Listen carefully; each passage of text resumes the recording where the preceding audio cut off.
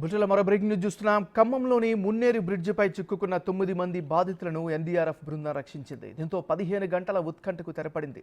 స్థానికులు ఊపిరి పీల్చుకున్నారు. మున్నేరు వరద ఉధృతికి బ్రిడ్జిపై నిన్న ఉదయం 8 గంటలకు 9 మంది చిక్కుకున్నారు. అప్పటి నుంచి స్థానికులు, బాధిత కుటుంబ సభ్యులు ఆందోళన వ్యక్తం చేశారు. అధికారులు కూడా వారికి తీసుకొచ్చేందుకు తీవ్రంగా ప్రయత్నించారు.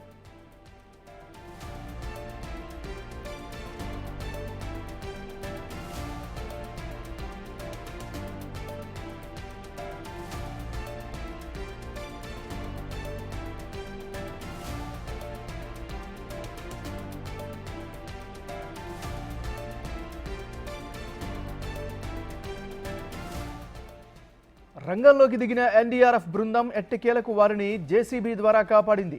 దీంతో స్థానికులు ఊపిరి పీల్చుకున్నారు. రెస్క్యూ ఆపరేషన్ పూర్తయ్యే వరకు మంత్రి తుమ్మల నాగేశ్వరరావు కలెక్టరేట్లోనే ఉన్నారు. సహాయక చర్యలు పర్యవేక్షించారు.